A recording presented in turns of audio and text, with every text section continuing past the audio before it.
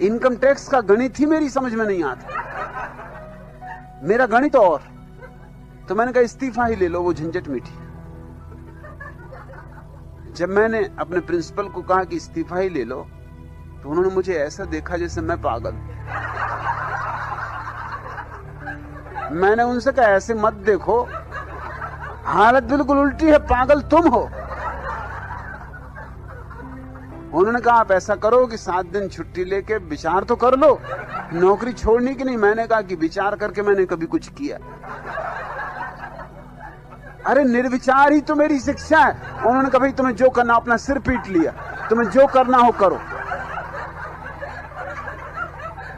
तो मैंने कहा कागज हो तो दे दो, तो यही मैं इस्तीफा लिख दूं। फिर भी बेचारे समझाए कि घर से लिख के भेज देना, सोच विचार कर लो, परिवार में पूछ लो, मित्रों को पूछ लो, थोड़ा कोई भी कदम उठाना तो सोच समझ के, अच्छी नौकरी इसे यूं नहीं छोड़ देते। मैंने कहा फिर वही बात, अरे नौकरी कितनी अच्छी हो, नौकरी ही है, मैं ठहरा मालिक आदमी।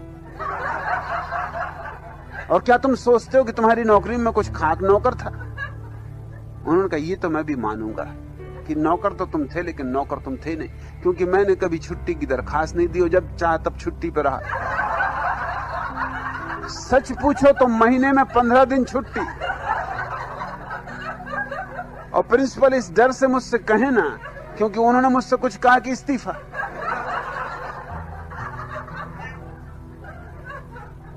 और विद्यार्थी मुझे प्रेम करें तो वो कहें 15 दिन आए तो भी ठीक, जितने दिन आए उतने ही ठीक।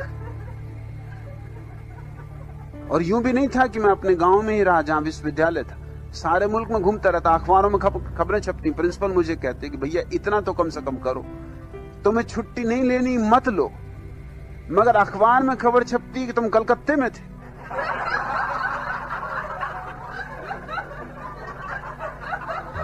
और यहां हम दफ्तर में दिखा रहे हैं, तुम हमें फंसाओगे, फांसी लगवाओगे।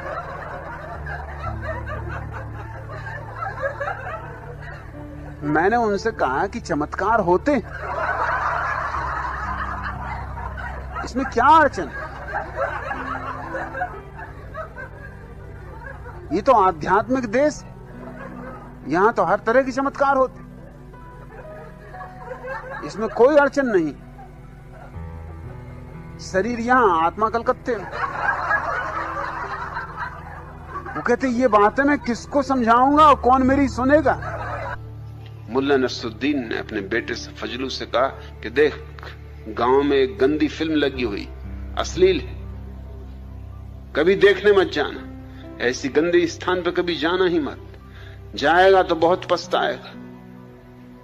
फिर फजलू मुझसे कह रहा था कि मैं गया और बहुत पछताया, पिताजी ने ठीक कहा था कि बहुत पछताएगा। मैंने कहा हुआ क्या?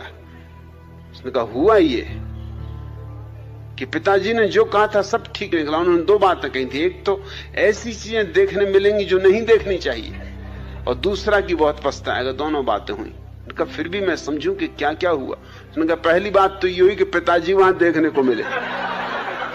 उन्होंने कहा था कि ऐसी चीजें देखने मिलेंगी जो नहीं देखनी चाहिए, और दूसरा मुझे देखते ही उन्होंने पिटाई की कि तू यहां क्यों आया। सो बहुत पछताया भी। हालांकि पिटते हुए मैंने इतना जरूर पिताजी से पूछा कि आप क्यों यहां आए, तो उन्होंने कहा मैं तुझे देखने आया कि कहीं फजलू गया तो नहीं है। क्या क्या मजे दुनिया में चलते हैं। कलकत्ते में ठहरता था सोहनलाल दुगड़ के घर पर। वो कलकत्ता के एक बड़े करोड़पति थे। जब मैं उनके घर पहुंचा, वो मुझे लेने आए, तो उन्होंने पूछा कि आपके साथ कौन है? मैंने कहा ये मोहनी बाबा। मोहनी बाबा, इनकी क्या खूबी? मैंने कहा ये 30 साल से मौन। वो एकदम उनके पैरों पर गिरे। वो बेचारे सज्जन जो दुकानदारी करते थे, कपड़ा बेचते थे, और कपड़ा भी कुछ खास नहीं, कटफीस की एक छोटी सी दुकान थी, सोहनलाल दुगर जैसा करोड़पति उनके पैरों पर गिरे, सख्चाए भी। मैंने उनको इशारा किया कि सख्चाना मत। अब जब मौनी बाबा बन गए तो अब डरना मत, अभी तो बहुत कुछ होगा, ये तो शुरुआत। जब सोहनलाल दुगर तुम्हारे पैर में गिरेंगे तभी तुम कलकत्ते के सब मारवाड़ियों को गिरते देखोगे। तुम घबराते क्या? तुम रुको जरा। वो तो इतने घबरा गए कि वो मुझे हाथ से धक्का मारेंगे। भैया ये बात ठीक नहीं।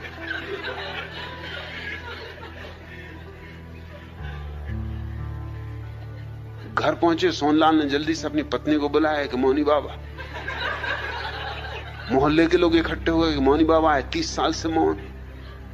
और मौनी बाबा पे जो गुजर रही वो मैं जानू कि वो रात का वक्त देख रहा है कि कब रात आए, अपने दिल की मुझसे कहें। जैसी रात आई दरवाजा जल्दी से बंद करके मेरे पैरों पर गिर पड़े और कहा कि मुझे माफ करो, मुझे ये काम करना ही नहीं, मुझे जाने दो, मैं तो अभी भागे जाता हूं, रात को चुपचाप निकल जाऊंगा। ये क्या झंझट मेरे पीछे लगाते? इतने इतने बड़े लोग जिनके घर मुझे अगर मिलने भी जाना होता तो कोई मिलने नहीं देता, चपरासी भीतर नहीं घुसने देता, और मेरे पैर पे गिरते तो मुझको बड़ा संकोच लगता है। और स्त्रियां, उनकी सुंदर से सुंदर स्त्रियां मेरे पैर छू रही, ये क्या करवा रहे हो आप? उनके मैं कुछ नहीं करवा रहा हूं, ये मैं तुमको बता रहा हूं कि कैसी कैसी बेवकूफियां इस देश में। तुम भी उन्हीं बेवकूफों में हो जिसकी तुम 20 साल से पूजा कर रहे हो, और तुम तो अभी सिर्फ 5-6 घंटे ही मौन रहे हो। ये चमत्कार, अभी तुम 3 दिन रुको तो अभी तुम देखना इलाज शुरू हो जाएंगे, बीमारियां ठीक होने लगेंगी। अरे उन्होंने कहा आप क्या कह रहे हैं, मुझ में कुछ चमत्कार नहीं, कोई शक्ति नहीं। तुम, मैंने कहा फिक्र ही मत करो, सब आ जाएगा। मौन भर रहो और दिन भर रहो मौन, मगर दिन में बोलना मत, और मुझको धक्के वगैरह भी मत मानना, क्योंकि लोगों को शक पैदा हो जाएगा कि बात क्या है। तुम तो अपने आंखें बंद कर लिया, अगर बिल्कुल सहने के बाहर हो जाए, आंख बंद कर लिया, अपने भीतर ही भीतर नमोकार मंत्र पढ़ने लगे कि होने तो जो हो रहा। 3 दिन में तो उनकी टुंडी पिट गई, अखबारों में फोटो आ गए। रात को मुझे फोटो दिखाएं कि क्या करवा रहे हो। अगर मेरे घर पता चल गया, अगर मेरी पत्नी बच्चों को पता चल गया, तुम तो मेरा घर लौटना तक बंद कर दोगे। ये अखबार अगर वहां पहुंच गए तो मेरी मुसीबत हो जाएगी, और फिर मेरी दुकान की भी तो सोचो। और इधर मैं कटफीस खरीदने आया हूं, तुम नाहक रास्ते में मिल गए। अब मैं कटफीस कहां खरीदूंगा? ये कलकत्ते का बाजार तो खत्म, क्योंकि जिनके आस में कटफीस खरीदता था वो लोग भी मेरे पैर छू रहे हैं, और कई तो मुझे गौर से देखते भी हैं कि शक्ल कुछ पहचानी मालूम होती। 1-2 आदमियों ने प्रश्न भी किया कि 30 साल से मौन है, इस शक्ल कुछ पहचानी मालूम होती। मैंने कहा देखा होगा किसी पिछले जन्म में। अरे जन्म जन्म का नाता है। उन्होंने कहा ये बात ठीक, ये कोई साधारण साधक है जो जन्मों से साधना कर रहे हैं, कई बार तुम मिले होगे पिछले जन्मों में, इसलिए शक्ल पहचानी लगती। कहा लगती तो पहचानी सी शक्ल, मतलब कहीं देखा है, और ऐसा भी नहीं लगता कि पिछले जन्म में देखा, इसी जन्म में देखा है। मैंने कहा ये बड़े पहुंचे हुए पुरुष हैं, एक ही साथ कई नगरों में एक साथ प्रकट हो जाते। वो मुझे हुद्दे मारे कि मत ऐसी बातें कहो।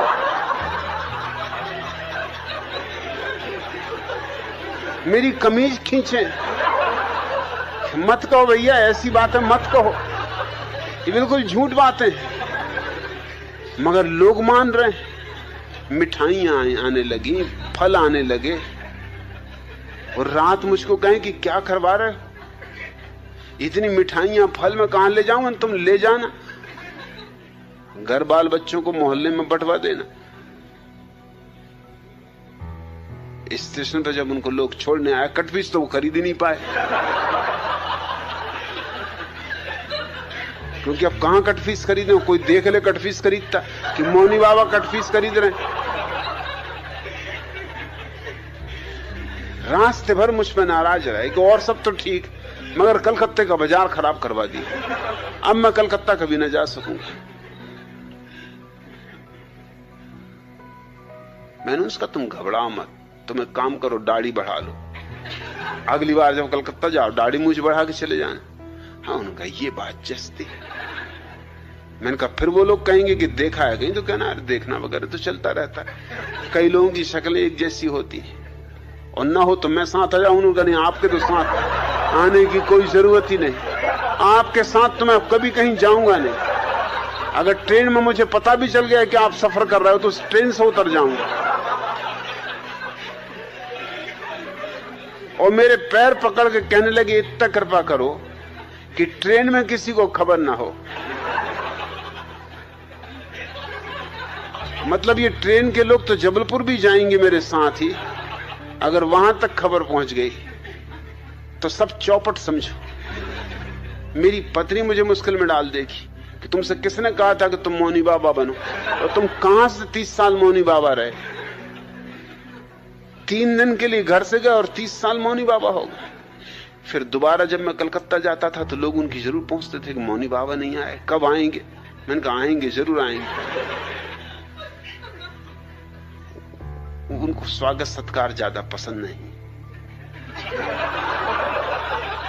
वो बहुत नाराज हो गए कलकत्ते से, इतना हूम धड़ाक उनको बिल्कुल पसंद नहीं। वो सीधे साधे आदमी, मौन एकांतवास करते। एक नेताजी ने चंदूलाल पर मुकदमा चलाया कि इसने भरी होटल में, जहां कोई 50 आदमी मौजूद थे, मुझे उल्लू का पट्टा कहा है। नेताजी बड़े आदमी थे,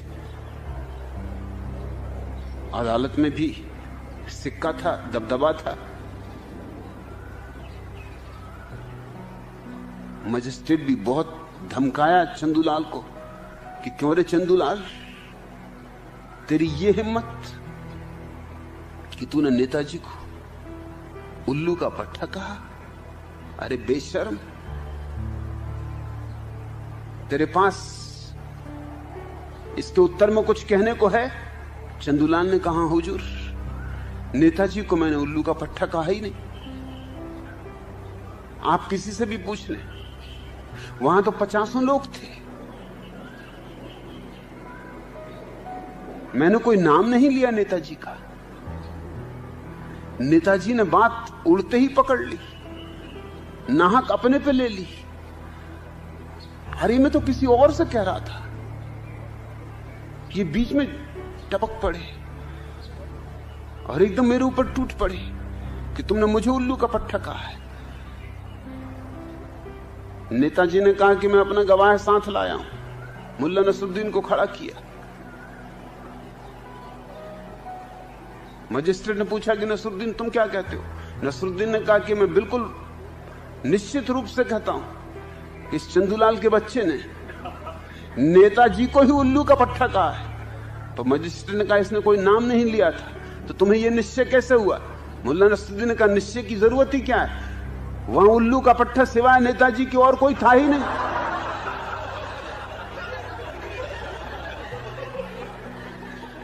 यह हरामजादा सरासर झूठ बोल रहा है।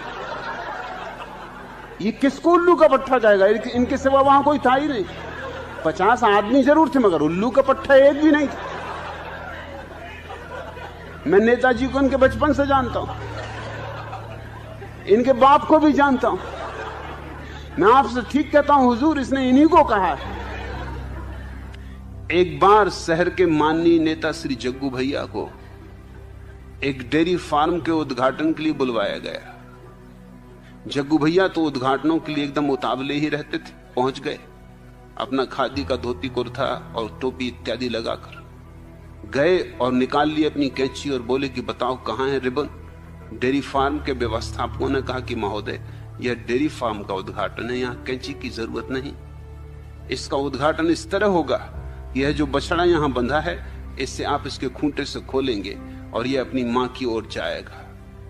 जग्गू भैया ने जल्दी से उस बछड़े को खोला।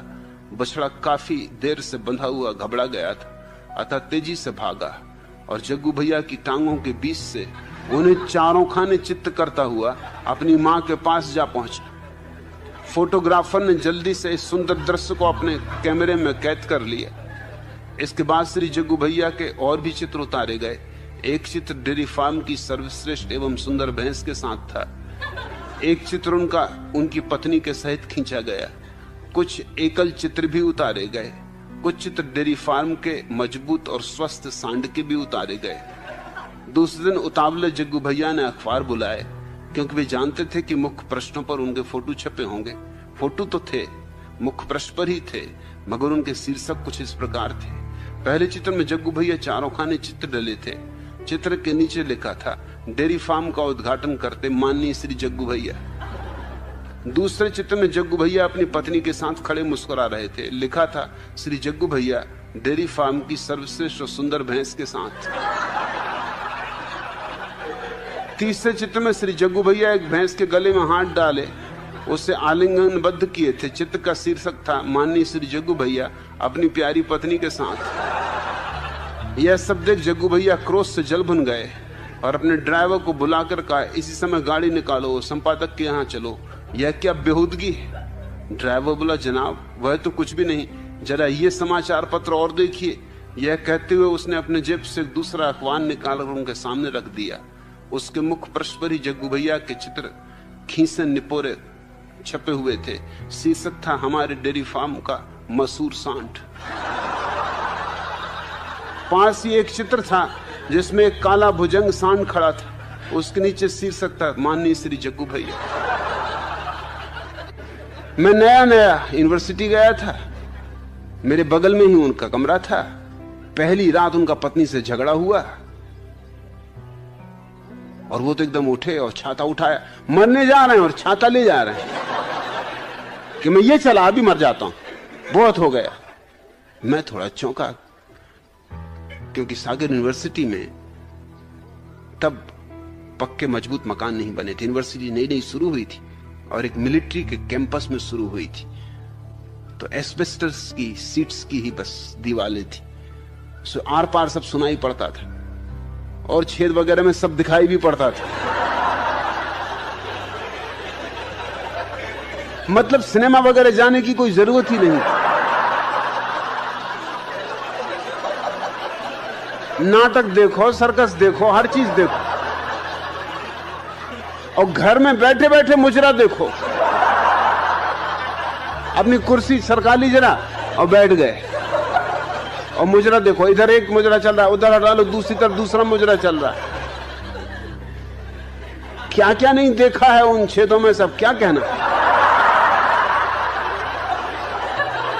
तो मैं थोड़ा घबराया, कुर्सी सरकाई, मैंने देखा कि हो क्या रहा है।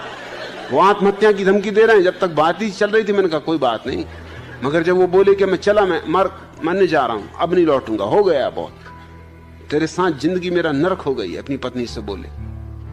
तो मैं थोड़ा चौंका, कुर्सी सरकाई, मैंने उनके देखा झांक के, वो तो अपना छाता उठा रहे हैं। छाता उठा के कोई मर नहीं जाता, कोई दम नहीं है इसमें। मगर मैंने कहा फिर भी कौन जाने, बंगाली पुरानी आदत बस छाता उठा रहा हो, क्योंकि जब भी वो निकलते छाते लेके निकलते, चाहे पानी गिरे न गिरे, धूप हो न हो, छाता तो होना ही चाहिए।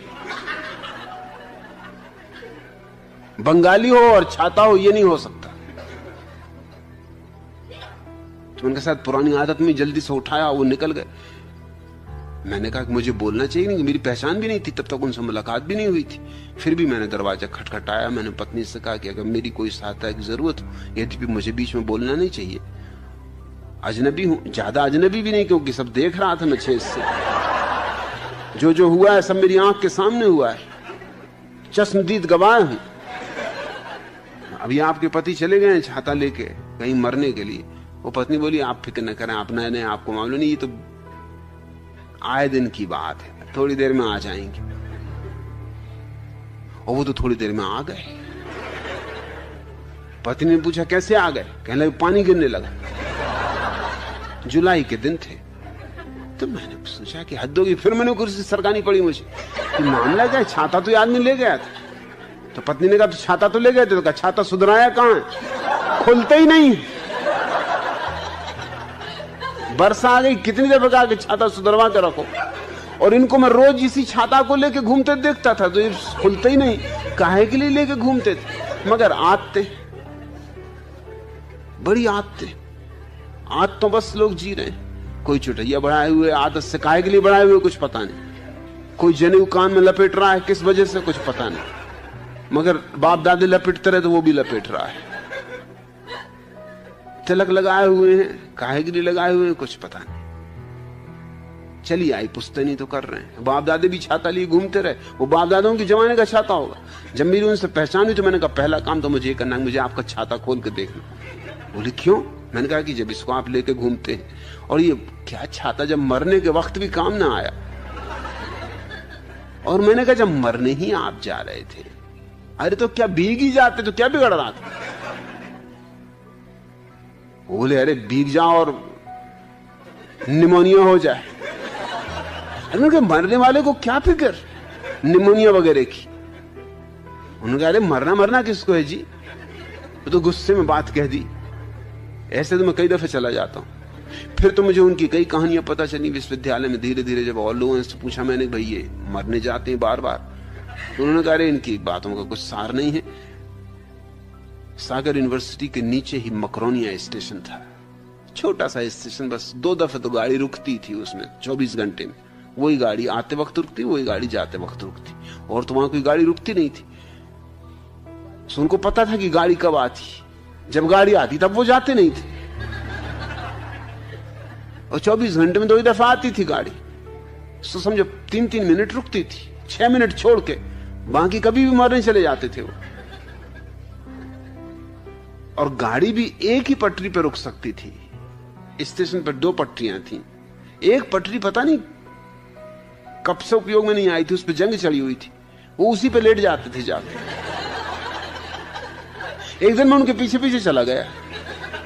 जब मैंने देखा कि आज दिखता ना, उन्होंने बिल्कुल पक्का इरादा कर लिया मरने का, क्योंकि वो टिफिन भी ले जा रहे थे। छाता बगल में दबाया, टिफिन लिए। मैं होटल में बैठा था जहां उन्होंने टिफिन तैयार करवाया, तो मैंने होटल के मैनेजर से पूछा कि बात क्या बोलूं। जब बहुत ही गुस्से में होते हैं टिफिन तैयार करवा लेते हैं, घर नहीं खाना खाते। अभी जाएंगे कहाँ? ये मरने जा रहे हैं। तो वाह भाई, मैं पीछे हो लिया। मैंने कहा मैं आज देख ही लूं पूरा राज। गए, वो टिफिन लगा के पास रख के, छत्ता अपने सिर के नीचे रख के, और पटरी पे सो रहे, जिसपे ऐसी जंग लगी थी कि जिसपे शायद बाबा आदम के जमाने से कोई गाड़ी चली ही नहीं थी। खराब थी पटरी या क्या था, जो भी हो, उसके बीच बीच के पटिये भी उखड़ गए थे। मैंने उनसे पूछा कि भट्टाचार्य महोदय, बोले आप यहां क्यों आए? मैंने कहा कि जिज्ञासावश चला आया हूं, और अब आखिरी समय है आपका, फिर मिलना हो या ना हो, 2 बातें मुझे पूछनी है। एक तो ये कि ये पटरी दुनिया जानती कि इस पर कोई गाड़ी नहीं आती, आप दूसरी पटरी पे लेट है। उन्होंने क्या मुझे मरना है? क्या तुम मुझे मारना चाहते हो? एकदम गुस्सा हो गया। नहीं, मुझे मारना नहीं आपको, मैं तो सिर्फ सलाह दे रहा हूं कि अगर मरना है, मैं आपकी जगह होता तो उस पटरी पर लेटता। और दूसरा सवाल मुझे पूछना, आपको नहीं मरना, आपकी मर्जी, जिस पटरी पर लेटना हो लेटो, आपकी जिंदगी। दूसरा सवाल ये कि टिफिन, आप टिफिन क्यों ले आए? अरे बोले गाड़ी कभी कभी इतनी लेट हो जाती है कि क्या भूखे मरना? मैंने कहा फिर आप मजा करो, मतलब ये एक तरह की पिकनिक है, मरना करना नहीं है। एक से एक नुस्खे अपनाती। 2 महिलाएं एक बगीचे में बैठी थी, और एक महिला ने पूछा कि तुमने कैसे अपने सेठ चंदूलाल को कब्जे में कर रखा है? मेरा पति तो सुनते नहीं, आधी आधी रात गए आता है, कभी कभी 4 बज जाते आ जाते। दूसरी महिला मुस्कुराई, उसने कहा कि मेरा सेठ भी पहले यही हरकतें करता था, मगर मैंने फिर एक तरकीब निकाल ली, एक नुस्खा। एक रात जब वो 4 बजे आया, मैं सोने लगा, तो मैंने कहा मोहन आ गए क्या? दूसरी महिला ने कहा मोहन? अरे तुम्हारे पति का नाम तो चंदूलाल है। उसने कहा वो मुझे भी मालूम। बस उस दिन से फिर वो ठीक शाम से आ जाता घर में। अब ये तरकीब निकालनी पड़ती, क्या करें, स्त्रियां भी क्या करें, नुस्खे ईजाद करने पड़ते। अड़ोस मेरे गांव में जब आजादी नहीं आई थी तो प्रभात फेरी निकलती थी। एक कबीरपंथी महंत थे, स्वामी साहबदास, उनका राग भी बेसुरा था, शकल सूरत भी बेहूदी थी और सिर घुटा रखते थे उसके ऊपर से। वो प्रभात फेरी निकलवाते रहते, जब देखो तब झंडा लिए, झंडा ऊंचा रहे हमारा, और बड़े नारेबाजी करते।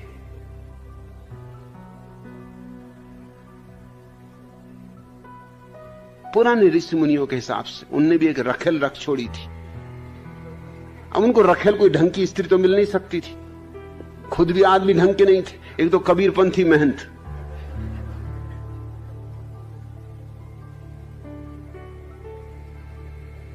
एक कानी स्त्री जिसको सिवाय कोई महंत के और पसंद हो भी करता भी नहीं। अब महंत भी मुश्किल में थे कि जैसी भी है कानी कूतरी ठीक है, मतलब स्त्री और दूसरी कोई मिलती भी उनको कहां, कम से कम स्त्री तो है। मगर वो कानी थी भी मुंहफट, उल्ट सीधे बोलने वाली। मैं उनके बगीचे में घुस के उनके अमरूद वगैरह तोड़ा करता था, स्वयं उनके अमरूद के झाड़ों पर बैठा कभी कभी उनकी लीला देखता रहता था। उन्होंने मुझे एक दिन पकड़ लिया अमरूद तोड़ते हुए, मुझे पकड़ के ले चले पिता के पास। मैंने कहा देखो मैं भी आपको कह देता हूं कि फिर मैं भी आपकी लीला की सब बात कह दूंगा। कौन सी लीला? उन्होंने कहा, मैंने कहा वो जो कानी बाई के साथ लीला चलती।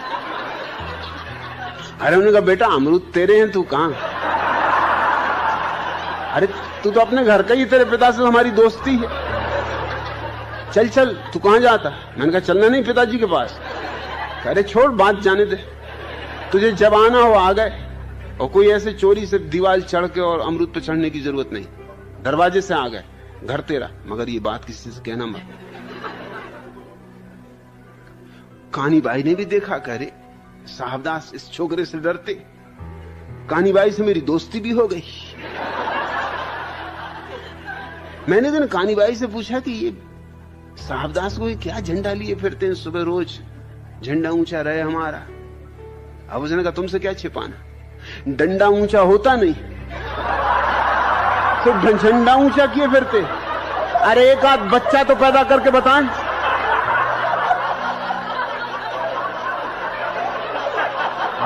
स्त्रियों को तो राज सब पता ही है।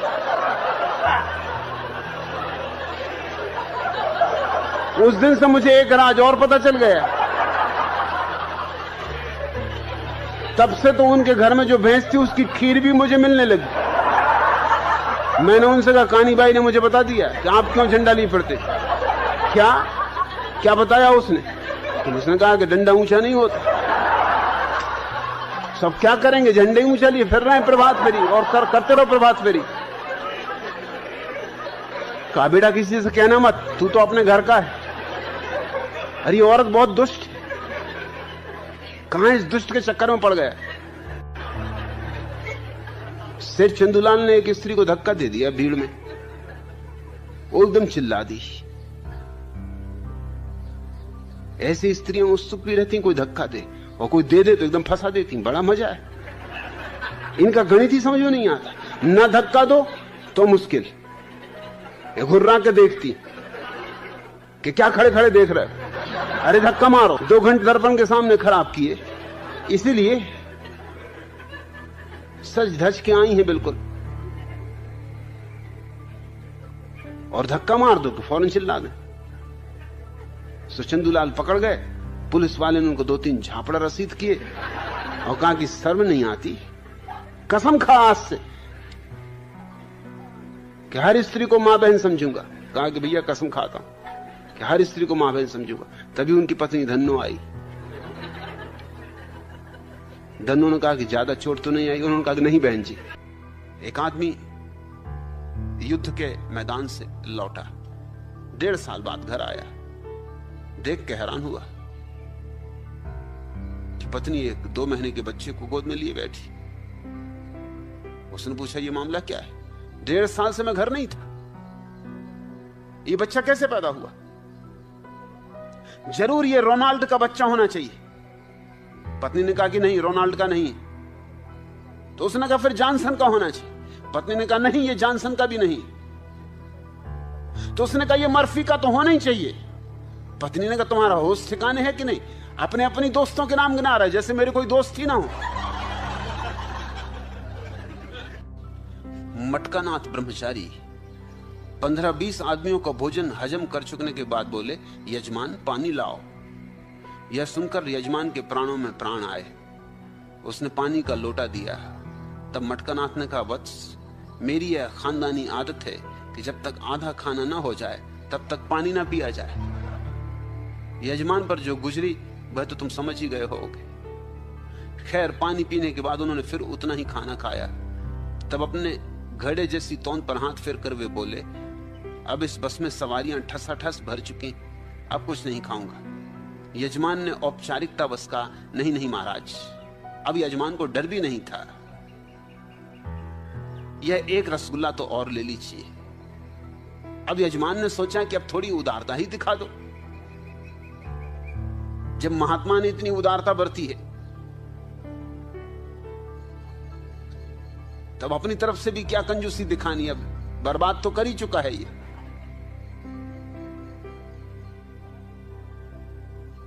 कहा कि ये तो रसगुल्ला लेना ही होगा। पक्का भरोसा था कि वो नहीं लेंगे। कहा यह तो खास आपके लिए ही बनाया गया है, नहीं आपको लेना ही होगा। ब्रह्मचारी ने झट से उसे लिया और गपक गए। बोले, लाओ लाओ, अभी बस में कंडक्टर की सीट खाली। मगर अब बिल्कुल भी जगह नहीं बची, पांव रखने की भी नहीं। रसगुल्ले के बाद यजमान ने एक मिस्री का बड़ा सा लड्डू देते हुए कहा, महाराज यह और ग्रहण कीजिए। सोचा कि अब तो असंभव है, अब तो कंडक्टर की जगह भी भर चुकी। इतनी कृपा तो उसने कहा आपको मुझ पर करनी ही होगी, वरना मेरी आत्मा को बड़ा क्लेश पहुंचेगा। हमारे परिवार में परंपरा है कि मेहमान को अंत में मिस्री का लड्डू अवश्य परोसा जाए। मटकानाथ के मुंह में फिर पानी आ गया। वो बोले, ठीक है लाओ। उसे भी ठिकाने